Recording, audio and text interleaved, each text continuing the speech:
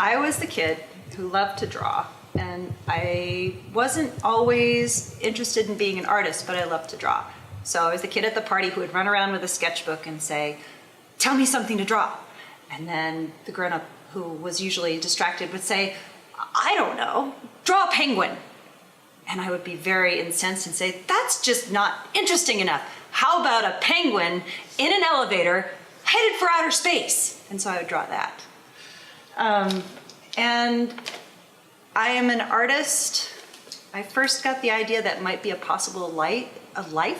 The art might be a possible life because of a really wonderful art teacher that I had in high school.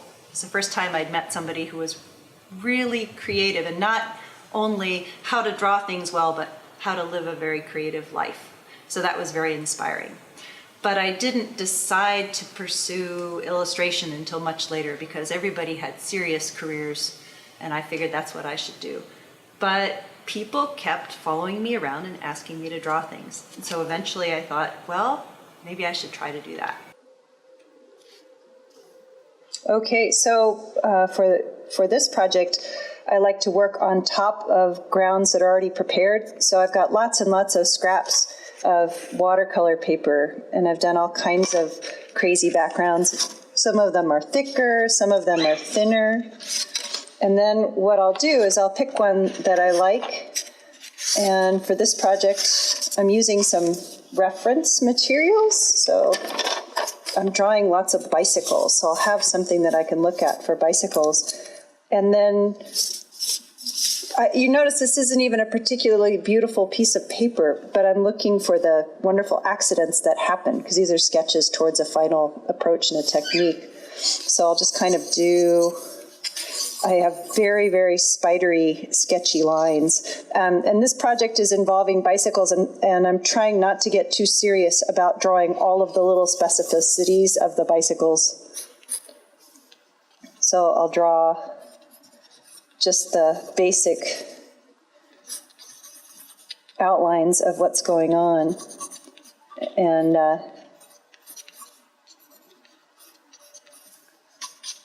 just trying to get the basic shapes of them in silhouettes. And then I'll either do a quick ink drawing that'll make it a little bit more specific on the paper, get the helmets and so forth.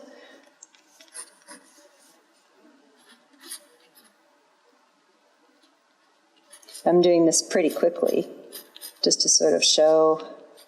I'm trying to capture the emotions of the people, and sometimes I'll even deviate, get the shape of the bicycle. But at some point, I realized that what I really need are the basic shapes and the silhouettes, and so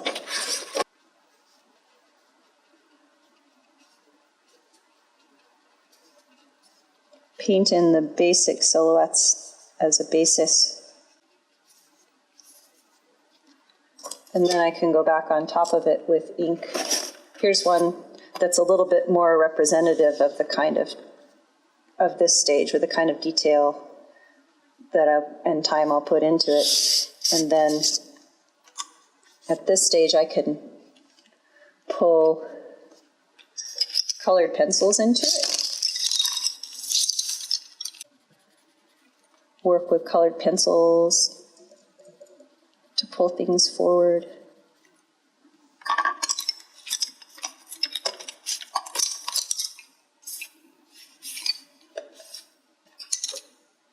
Or back to paint.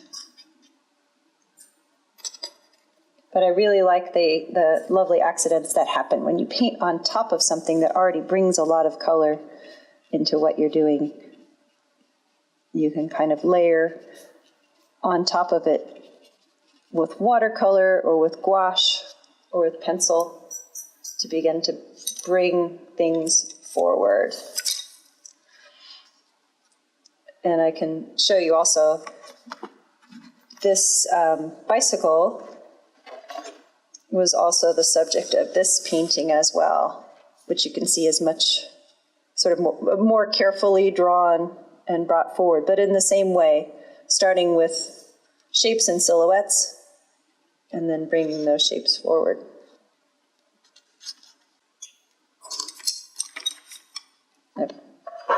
Off screen, I have the handy dandy electric pencil sharpener, which is always very good to have around. And the nice thing about having this middle ground is that then you can not only make things darker, but you can bring things, use lighter or brighter pencils to bring things up on top of it.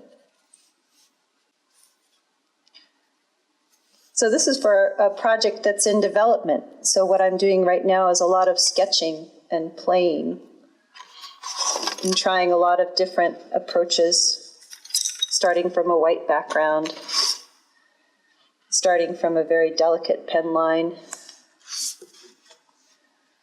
starting with no pen line at all,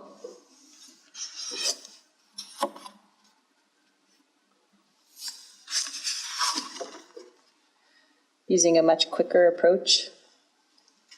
And I'm trying to think of all of these sketches and experiments almost like feathers or scales or leaves. The idea is just to make as many of them as possible and eventually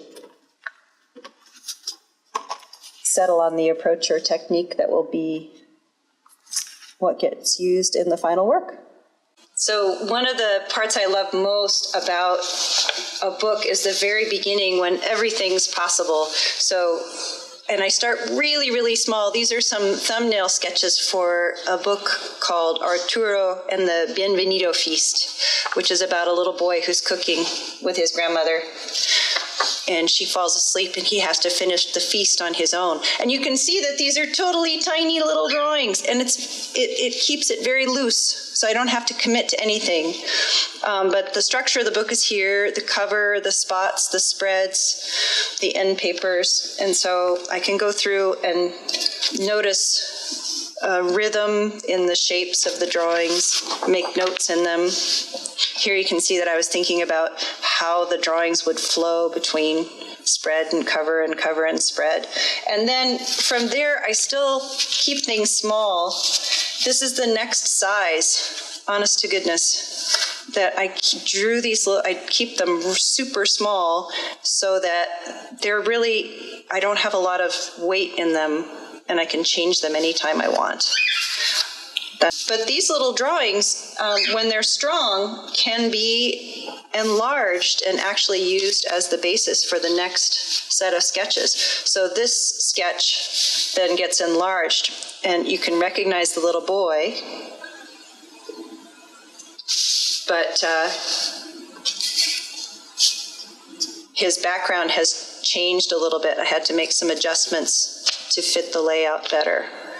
And sometimes I'll do these in Photoshop. Here you can see the adjustments going through a lot of thinking and figuring, trying to figure out what the architecture will be in the background. But this stage, these little drawings enlarged, is usually what goes to the editor, and then they can see enough about what I'm doing to give good comments on how the book and the layout is proceeding. There's a lot of research involved. The grandmother's house plays a role in this book, and so I was really interested to see exactly what her house might look like. So here are a lot of sketches of her house. And then I wanted to show you some of the final pieces. Here's this sketch of Arturo in the kitchen, and then here's the final work. When it's ready to be made, I covered the board with a background, the same as with the little bicycle sketches I was showing you, working from a middle ground, so that then I can work both darker back into it and lighter up out of it.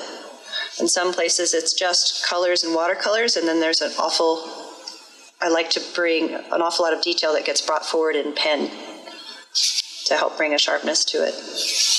And it's kind of fun when you have good ideas that could be added. I thought, oh, this is a book about cooking.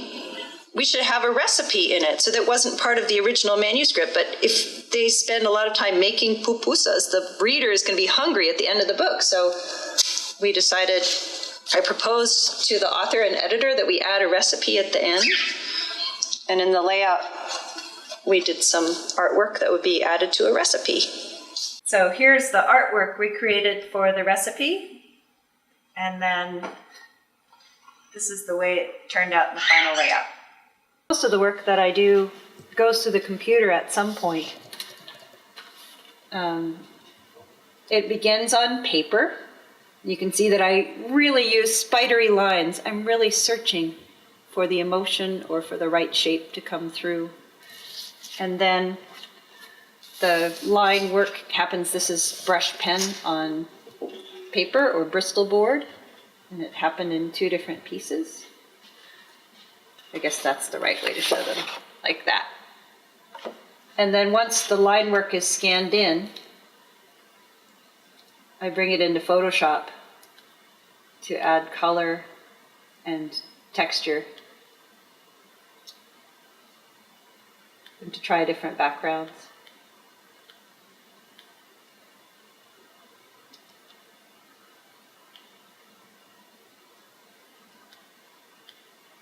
Photoshop is wonderful because it allows you to make as many mistakes as you like and correct them all seamlessly before you send things away.